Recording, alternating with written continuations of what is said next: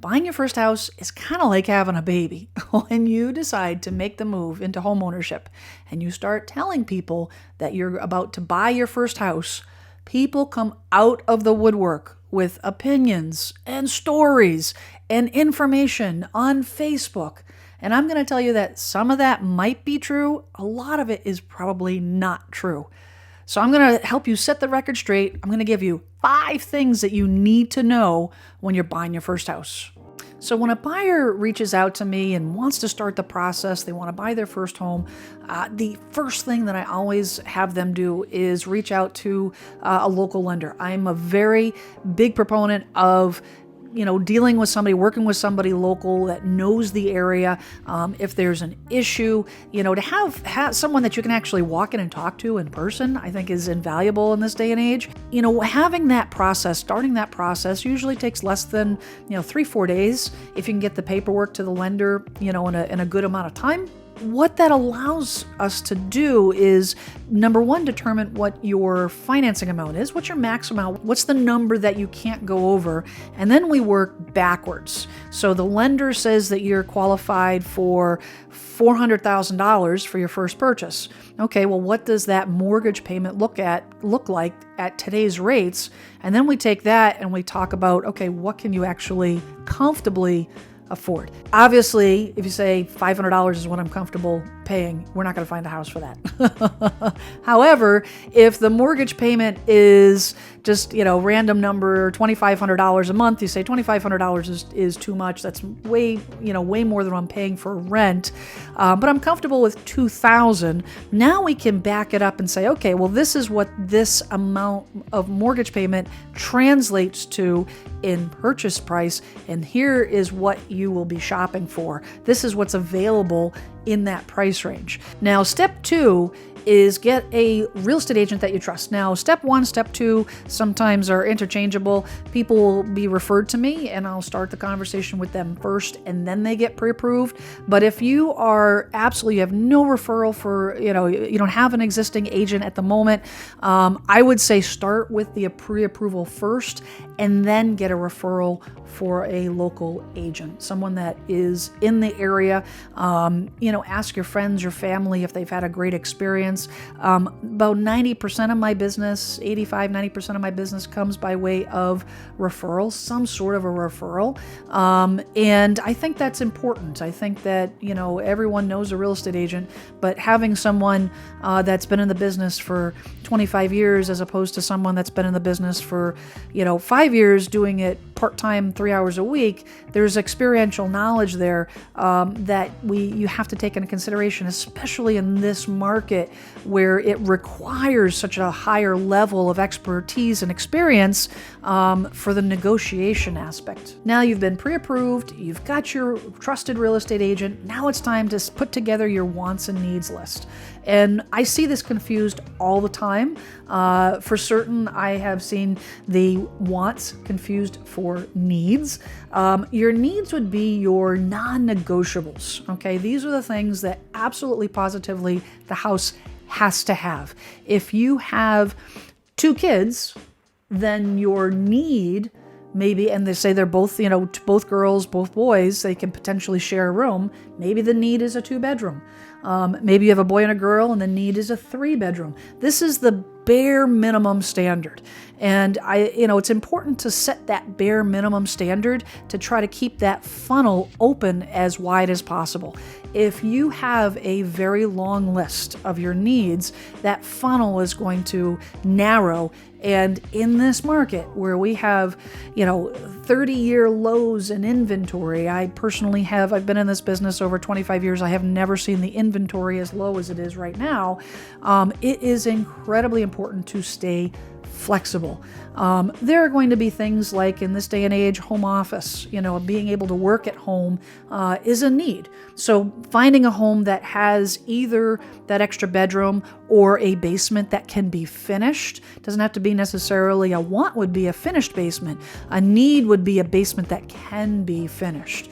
There's definitely a difference between the two, but becoming clear, you personally having clarity with your agent so that you're both on the same page will make it that much easier, more efficient to go out house hunting, skipping the houses that really don't fit your criteria. So that's going to be something that you have clarity on, so you're not wasting time looking at properties that don't fit what you're looking for. So you've been pre-approved, you're working with a local agent that you trust, you have clarity on your wants and your needs list. The fourth tip is to make sure you're looking in your affordability range. Now, I touched on this a little bit earlier in the pre-approval section, but it's important that you stick to that affordability range. I have seen this as prices are going higher. It's very, very hard to do this, and this can lead to trouble down the road if all of a sudden you start straying from that range. But when you are pre-approved, it's important before you start this process, you should have a written budget. I can't emphasize that enough. I would say that, if it would be great if 100% of people had a written budget. Unfortunately, that is not the norm. Matter of fact, it's a minority. Most people will have their paychecks come in, they write their bills, the money goes out, whatever's left over, that's what they have. They have nothing written down. And I would say the way I do it, a simple spreadsheet, just a regular spreadsheet with all of your expenses, all your predetermined expenses. Think about everything that you are spending on a monthly basis that is going to still be spent after you become a homeowner. You've got to keep the lights on, and you probably want cable, and you probably want heat, and you want to eat groceries, and you've got a car and car insurance, gas for the car, medical bills. Maybe you want to take a vacation, even if it's a staycation, you want to take some sort of vacation. At some point in time, you want to buy Christmas gifts. All of these things are predictable expenses and things that you can put on that spreadsheet to figure out what is your comfort range, what is an amount that you're comfortable with spending on a monthly basis. But as long as the mortgage amount that you're budgeting for is reasonable for the market, it's a number that will get your foot in the door in something, then you can take a look at that monthly mortgage amount, look at how much it can buy, and then look appropriately. So for like right now, the market being as hot as it is, homes in the first-time home buyer price range, say anywhere from 300, well, 275, if you can get that, 275, 300, up to 400, 450 are considered first-time home buyer homes. Those homes are in high demand. They are not selling at asking price. Plain and simple. It's just not, they just are not. So when you're looking at your plan, you've got a plan for, okay, well, it's going to go over asking. Could be $10,000, $20,000, $30,000, $40,000 over asking. But if you have a budget of spending $400,000, and now that's your top line budget, and you look at a house for $399,000, you've got nowhere to waver. And now you're at a point where you've fallen in love with the house, and you don't want to lose the house, so now you're going outside your budget. Sometimes that's okay. I've kind of coached with my clients with this, and it's not uncommon for first-time home buyers to kind of keep the money tight to the chest, because it's nerve-wracking regardless how much you plan. I think you need to look at what you have anticipated. Certain lines of work have bonuses, automatic increases. It's a good, safe bet that you won't be getting paid the same in 5 years as you are now. If you're in the same line of work, if you're in the same industry at the same company, doing the same type of work, pay increases are pretty standard. So in 3 years, 5 years from now, you're likely not going to be getting the same income, but guess what? Your mortgage payment's a 30-year fixed mortgage that's going to stay the same. So maybe branching out a little bit over what you budget for is okay, but that's a conversation that you would have, with your significant other or your real estate agent to try to figure out and plan and strategize, what that number is. But it's important to know that before you make an offer on a house. So you've done all the steps.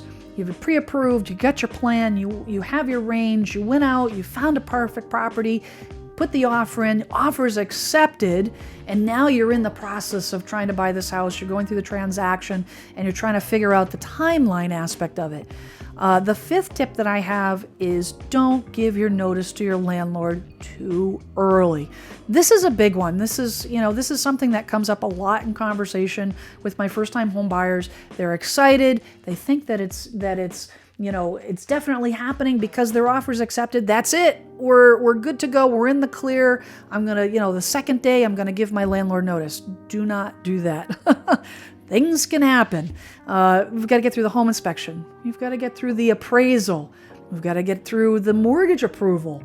There's so many different steps that you have to get through to get to the point where it's safe to give the landlord the notice. Typically, I usually advise people to wait until they have their mortgage commitment before they give notice to their landlord.